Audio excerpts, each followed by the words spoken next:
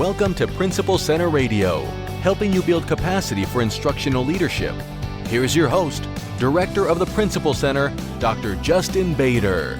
Welcome everyone to Principal Center Radio. I'm your host, Justin Bader, and I'm honored to welcome back to the program Dr. Mike Gaskell. Mike is a veteran middle school principal in East Brunswick, New Jersey, who writes extensively on school culture, trauma, educational leadership. He's written more than 36 articles and 3 books, and he mentors new principals through the Leaders to Leaders program and is quite involved throughout the profession. And we are here today to talk about his new book, Radical Principles: A Blueprint for Long-Term Equity and Stability at School. And now, our feature presentation. Mike, welcome back to Principal Center Radio. It's a pleasure to be back here with you, Justin. Thanks so much for having me back on. Well, I'm excited to talk about this. You've done a lot of reflecting, about the needs of schools, having gone through what we've gone through over the last couple of years. And I'm intrigued by your subtitle about long-term equity and stability. What did you see happening in the profession that prompted this book? Yeah, wow. This is like a continuation or an evolution from some of my previous writings. And you mentioned Leading Schools Through Trauma, which came out a year ago, and it was an honor to be on your podcast for that. And that was a pretty clear or obvious one for me to write because we were coming out of a pandemic. Kids were already showing an increase in trauma. And it was so important to harness some of the ideas that I've seen both anecdotally and through research. And then I started to recognize some larger longitudinal issues, which, as I was saying in the pre-show, it was actually more rewarding to write this harder book than it was the Leading Schools Through Trauma one, and not to minimize the benefits of that one. But this one really gave me the opportunity to size up some of the challenges we're dealing with, most of which is institutionalized. And I get into that in the book. And it's nobody's fault. There's a lot of unconscious bias going on and things like that I'll mention. And it's important for us to recognize that and then to really begin to disrupt inequities. And that's how I talk about this. This is the language I use, is disrupting inequity. And there's a whole bunch of things I can throw at you in our short podcast time together. Well, let's start by just talking about what it means to be a radical principal. You use the phrase throughout the book to describe certain characteristics or approaches to leadership. What is a radical principal? Yeah, so I have a quote that really sizes this up, and I'm just gonna share this quote with you. Radical approaches are the sorts that are crazy the day they are brilliant, and the payoff is enormous, especially for children who are disadvantaged. Students are the real winners of fearlessly radical principles who vigorously and willfully demand equitable opportunities within their school community for all. So that really, to me, it sort of summarizes then, okay, so what are we going to do to be radical, and how are we going to start to help those children that are in such great need? I can kind of visualize the opposite of that, right? The sense of just kind of bureaucratic inertia and just kind of, that feeling of, well, this is just kind of the way it is. We roll our eyes at the obstacles we face. So here we go again, when we're stymied by some of those obstacles that are holding us back from doing the kind of work we want to do, that are holding our students back from the opportunities that we know they deserve. So let's get into a little bit of how radical principals approach their work differently. And I love that quote about how some of these approaches seem crazy until the day that they're considered brilliant. Take us into some of the specifics there.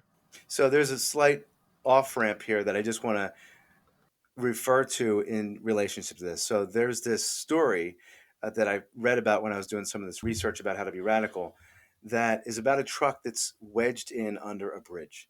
And this truck is sitting there and there's all this traffic piling up and people are getting angry and the police are there and the fireman's there and everybody's trying to figure out, do we just push this truck through? Do we back it up? What kind of damage are we going to do? Do we somehow wedge something in between the two of them? And all of these scientists and researchers and police and people that are supposedly experts are there. And this little boy tugs on his father's sleeve and says, Dad. And he says, hang on a second, son. Finally, the kid says, why don't we just let the air out of the tires? And with that, they said, oh my gosh, that is so simple and yet so sensible. And this is part of the problem that has happened sometimes, I think, in all good intentions, institutionalized thinking in schools in ways that while we're trying to actually help kids that are at a disadvantage, we're actually creating bigger damage or barriers. So this is something called lateral thinking, by the way. And lateral thinking is nothing new. It's something that's been around for a few decades. but it's one of those things that we quickly forget about, and it just gets buried in some great research article. So I try to revive some of these ideas, because most of these ideas are nothing new, and there's no silver bullet here. It's about consolidating these ideas and then reframing our perspective. So that's just one example. One of the things you talk about in the book that surprised me a little bit is just timing. You Oh know, yeah. we we consider the timing of everything to be either too fast or too slow. You know, we have so much coming at us, and so much to do, so much to keep up with. How can we use timing to really optimize how we handle things? So I think every administrator who's been caught up in a cycle of just reacting and getting wrapped up in, the crisis of the day or the mini crisis of the day will appreciate this. So Dan Pink's this great author who I'm sure you've heard of, and he wrote about, it was simply called When, I think, his book. It just came out within the last year or two.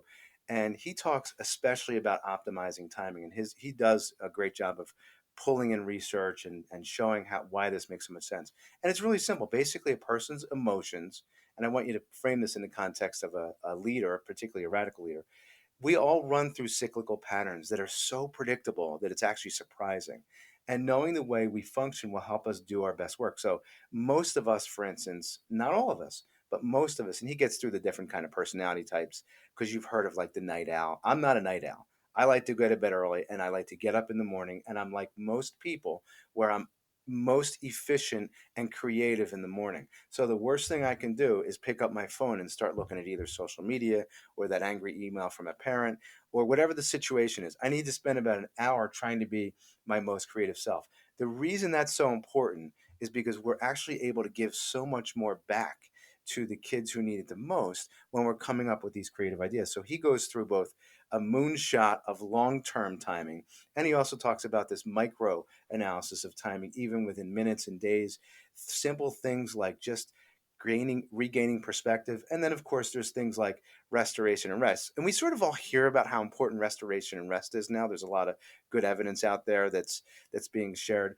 But we really need to remember how important it is to just sometimes walk away from a really intense situation for 5 minutes and literally walk, because of course when we move the body we move the mind, and we're starting to sort of reframe everything so that we have a better perspective. How many times have people said, the old adage of count to 10? And that's so important in a radical principles day, because he or she is then able to really start to focus more on the energy that needs to be provided to these kids who need it, and not on the latest and greatest reaction. He doesn't talk about Dan Pink this in his book, but I tie it into his work, and that is the idea that a lot of times people will come to us because they trust our answer and we're the leader, and it's only natural to say, "Hey, are you okay with this?" or "Hey, I have a problem I'm not really sure about." And I got to tell you something. Most of that is frankly minutia, and it's things that those individuals that are seeking an answer. And this is your staff, your teachers, your secretaries, whoever, your security, most of those things don't need to be dealt with by you, and should not be, by the way. So now you're maximizing your time, because what's happening is most often, how many times have we heard when we were too busy or wrapped up or just decided to remove ourselves so that we could be creative, that, "Oh, don't worry about that problem I emailed you about. I figured it out." Now, here's why that's so beneficial. You're preserving your time to address these challenges and inequities. And at the same time, you're teaching your staff problem solving skills that they really need to master. So that as a school community, you're also creating a very much more multiplier kind of a leadership style. And of course, I get into multiplier and diminisher leaders in the book as too. So I just want to touch on this if you don't mind. I'll keep going because it's connected. Multiplier leaders are those that recognize the creativity around them, and they put their ego aside and they embrace it and they bring it in, and they don't let great ideas die in the corner of a building. And that happens too often when leaders let their ego get in the way, and that's a dangerous thing to happen. It's very easy, it's human nature for our ego to get in the way, because especially for leaders who've gotten in that position, often because they use their ego to get with confidence into that position. But it's so important to recognize humility and bring people and ideas in, because not one person can come up with great ideas to solve the problems of institutional inequities, but everybody around me who has creative ideas can. And we have to be able to let them know it's okay to take risks. It's actually okay to make errors, because guess what? the payoff is too enormous and we can't avoid it. We have to embrace that. Diminisher leaders, you see a lot of them in politics today. They have an ego, they're narcissistic. They have to prove to everybody that everyone is less equal to them. They're inferior. They're not as smart. They're just around because they're in an official position to protect this leader, and the leader's not taking or embracing those ideas. It's surprising how often this happens in schools when here we are just trying to address and support the needs of families and students.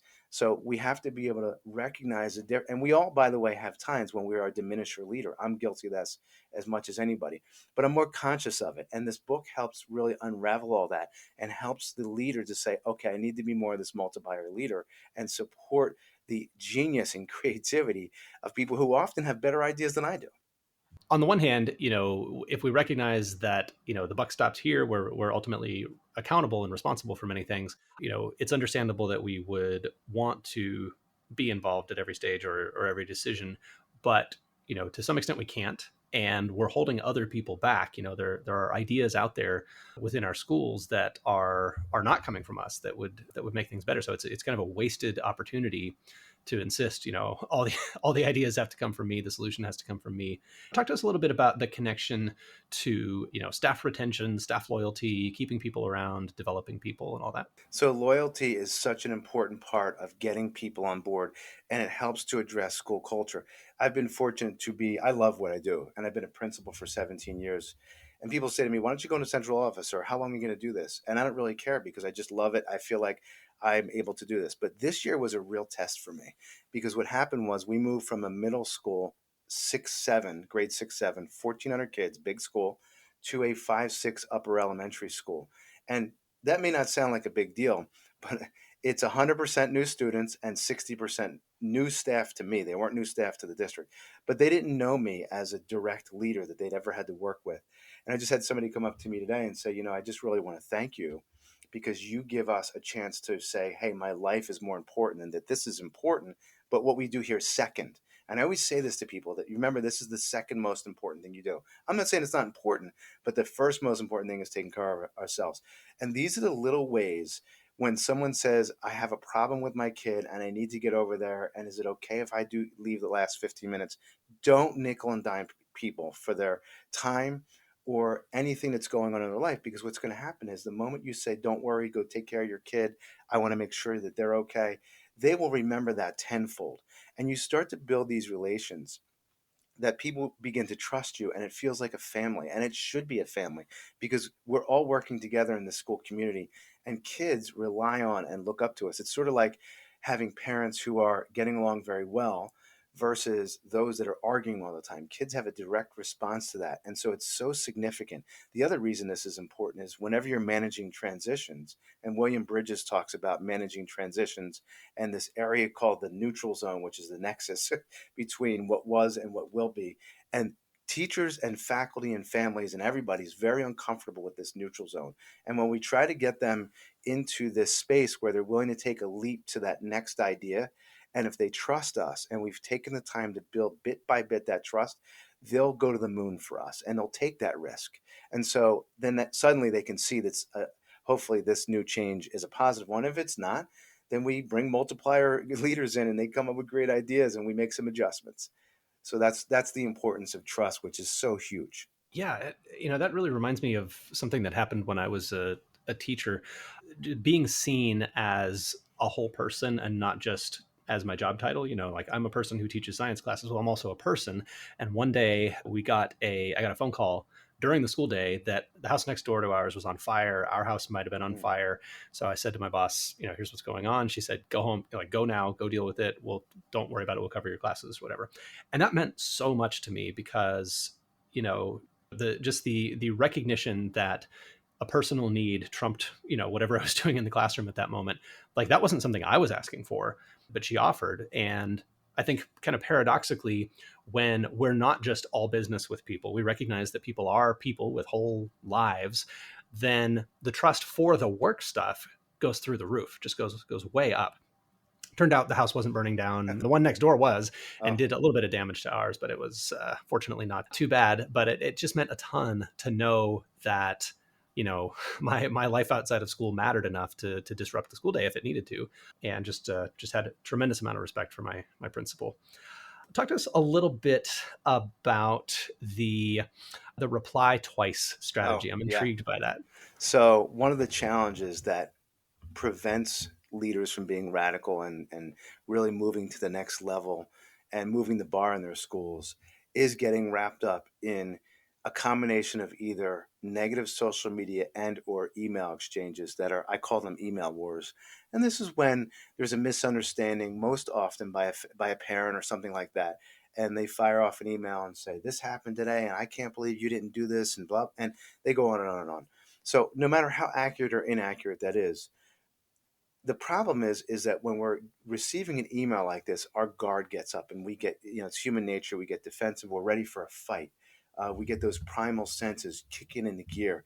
And it's so important to be able to take a step back from that and to simply say, I'm really sorry that, you're feeling this way regarding the situation, and I'd like to help you resolve it, which is simple customer service. That's the first part. The second part is sometimes, especially in this day and age, and I talked about polarization in politics, we're also seeing this being unfortunately spewed into schools. You will get someone who's just looking to pick a fight. And you're seeing more of this because they feel so polarized about their viewpoints. And so whatever the issue is, they may fire back, no, I'm really upset about this. And you're not going to, I'm going to go to the papers and I'm going to do this and I'm going to do that. Or, I'm going to go to the news. And the next chance you have to respond is to get them offline. Whether this is again on Facebook or Twitter or email, it doesn't really matter. The point is that they have a digital record of what's going on and they can share this with the world. But guess what? So can you. And it's so important to model the appropriate behavior by simply saying, I'd really like to help address this issue, this concern you have with you. How can I get in touch with you? Or why don't we speak on the phone, or you come in and meet with me? Now, a lot of people say to me, okay, so that's a lot of time that's taken to talk to someone like this on the phone, or I've got 15 million other things to do. We talked about optimizing time earlier. And it's so important to recognize that actually this saves time. And the reason is you're not going back and forth in this exchange. It continues to escalate. And you're getting defensive and they're picking your words apart. And this is such common behavior in the two-dimensional space that's digital communication. Instead, you're taking them offline. And when that happens, we become three-dimensional human beings to each other, and they realize almost always realize we're not so bad.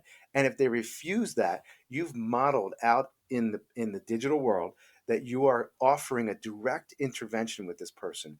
And experientially, people say, "Oh, he's offering that opportunity, or she's offering."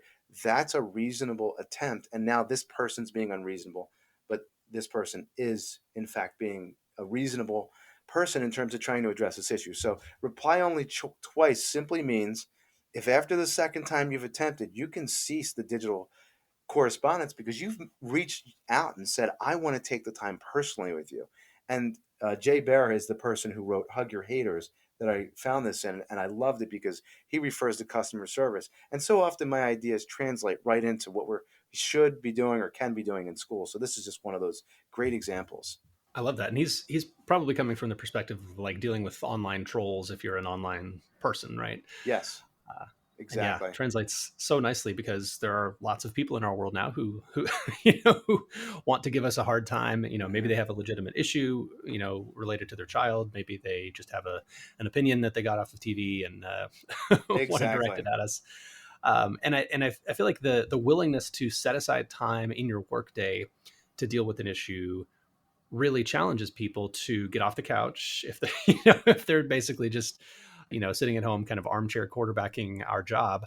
If they really do need to come and meet with us, giving them that opportunity, but taking the wind out of their sails for the fight that they're looking for, the back and forth argument, something they can screenshot and post on social media, that kind of thing. Yeah, there's a twofold advantage of this, right? The first one is that we are giving them an opportunity and then showing that we're modeling really appropriate behavior as an outreach. But secondly, we're not waiting for the next anticipated exchange, which is disrupting our creative thinking and getting us into that primal mindset. And I keep talking about how when we're being radical and creative and we're institutionalizing equity and disrupting inequity, these are the ways we do it. We don't get wrapped up in these things that so easily happen in our day if we're not conscious of them and using strategies like this. Yeah, so many distractions from the core work. Disrupting inequities and institutionalizing equity is a major theme of the book. Talk to us a little bit more about what that looks like, because we encounter so many frustrations. We can deal with our things that are immediately within our control. Our preconceived ideas and biases. We can address those, but often we run into things that seem like they're beyond our control. And like we were talking about earlier, we can kind of get cynical about those and say, well, what are you going to do? Or we can get kind of radical. Talk to us a little bit about how that shows up in the book. Yeah, I'll give you a perfect example. So a few years back, the preschool program in the town needed to move into my school, and it was a challenge because we needed the space. And the reason I tell this story is it's applicable to anybody today because of the power of digital access that we have now with things like Zoom, where you can tap into a preschool. So this is an important message for anybody who's got elementary or older kids, and that is that there was this boy who was running down the hall too fast and he was talking too loud, and teachers would wave their finger at him and, look, that kid's doing that thing again. What are you going to do to get that kid to stop? And of course, any pretty seasoned veteran principal knows that disciplining that same child over and over again typically does not work. In fact, it may even backfire. And yet you have these teachers that are saying you have to do something about this. So you're sort of caught in this mix. And you also recognize that typically this kid is racing too fast and talking too loud because he or she has a challenge. They're at a disadvantage, or they have a learning challenge, or a little bit of everything. And this was the case with this young man. So he was a decent enough kid inside that we decided to take a chance and say to him, would you like to read to the preschoolers if you have a good week? And I thought he was going to laugh at me. And instead he said, sure, why not? And he had a good week and he got to go in and read, and we took pictures and we put it on our website and we got permission to do that. And he was suddenly changing his behavior, but there was an even bigger payoff here. And that was that the teachers who had, unconscious bias about this kid were starting to see him a little bit differently. And when he ran down the hall the next time a little too fast, they'd go up to him. Instead of waving a finger at him, they'd say to him, hey, when are you reading again? And that was the thing that stopped his misbehavior. So they didn't yell at him. They didn't corner him. They simply redirected him, and they learned. And many of them admitted to me, wow, I never thought that we could change his behavior with doing something like that. So sometimes you need to do things like this. And my whole point now is, when we went into the pandemic, we called it Middles to Littles program, preschool reading. We had to move that online, and we kept doing that because now the preschool has moved out. So here's what's so great about that. Any school can find a neighborhood preschool, get some permission, work with a partner in this, and get this kind of thing going, and it works, and it starts to change teachers' perspectives too. And that's probably even more powerful than getting the kid to behave better. Well, Mike, as people take some of these steps to disrupt inequities and distribute leadership and work with their staff, many people, especially in the principalship, feel a certain sense of isolation and loneliness, right? That, everything kind of flows up to you and you're where the buck stops. And it can feel, even though you're surrounded by people are, talking with you all day, it can feel kind of lonely and feel like you need some support. So what are some approaches to having that network, beyond the people that you immediately work with, to build that kind of resilience and support that you need as a leader? Yeah, here's what's ironic about what you just asked me. And that is that you could have replaced Mastermind with like a 12-step program, right? And I know that sounds, again, radical, but aren't we getting the point that that's what this is all about? So masterminds are fabulous for a couple of reasons. First of all, we know that when networks of people who share a common language and set of concerns and ideas and challenges together, they bond and they start to build support networks. So that's exactly what happens with masterminds, just like, ironically, 12-step programs, obviously for different reasons. But the idea is the same. And we're starting to build these networks.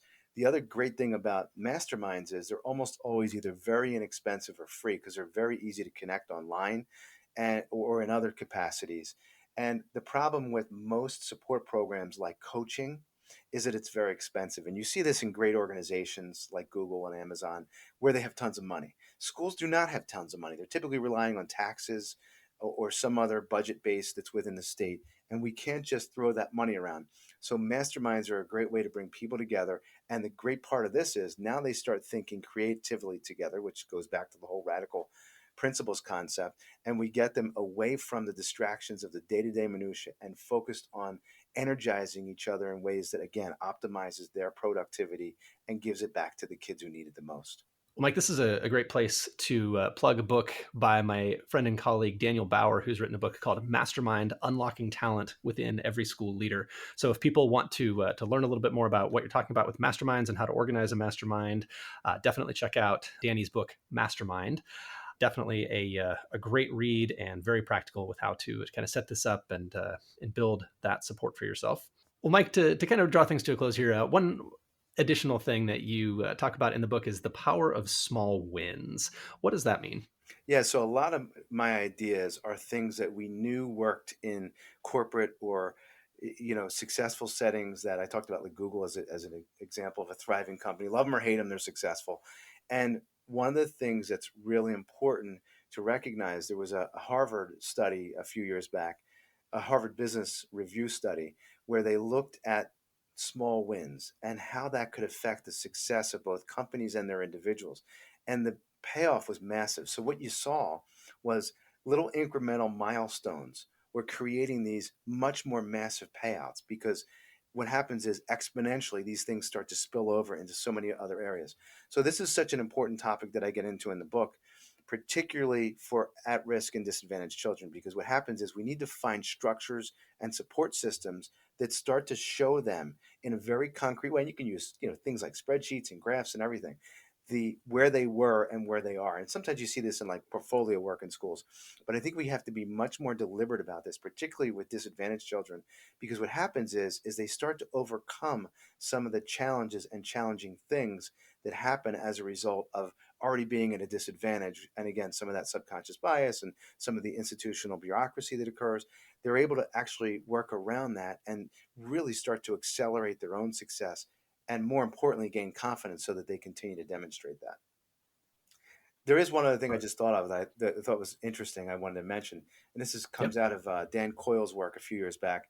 He did a study where he wanted to find out about kids' success in general, and basically he learned that one phrase, and I'm not going to get it exact, but it's the idea, not the exact phrase, was, "I know you can do this and you're capable of it, and I believe in you, and I can't wait to see how successful you'll be." So this ties into, really setting the stage for small wins. And what they found was that 40% of, and I'll get to why this matters in a minute, white children were showing a jump in their success rate. Now, here's why I mentioned that first, because there was a 320% jump for African American students. So you can see, and someone says, well, why was there such a bigger jump? And quite frankly, that's because historically, African American children, again, we get back to subconscious bias, not intentional, but it's important to note that we may be characterizing them in a way without even realizing it. And I'm not just talking about, you and me, but everybody. All I wanted to say about that is that because they didn't have as many opportunities for that kind of success, when we're building in small wins, we're setting the stage that's even higher for disadvantaged kids. And there's nothing more opportunistic for children that need it the most than that. Yeah, because it's evidence, right? It's not just platitudes. It's not just you can do it. It's demonstrating that they can do it. It's going from words to actual results. And I think, people believe their own results more than they believe nice words that we might want to motivate them with. So the book is Radical Principles, a blueprint for long-term equity and stability at school. Mike Gaskell, if people want to find you online and learn more about your work or follow you on social media, where are some of the best places for them to go? Best spot is Gaskell, M. Gaskell, Gaskell, M. Gaskell, same spelling for the second part of that. And that's at Twitter. And I also have a website, mikesmicrominute.com, but I think the Twitter is definitely the best location. Gaskell, M. Gaskell on Twitter. Wonderful. Mike, thank you so much for joining me again on Principal Center Radio. It's been a pleasure. My pleasure, too. Thanks for listening to Principal Center Radio. For more great episodes, subscribe on our website at principalcenter.com/radio.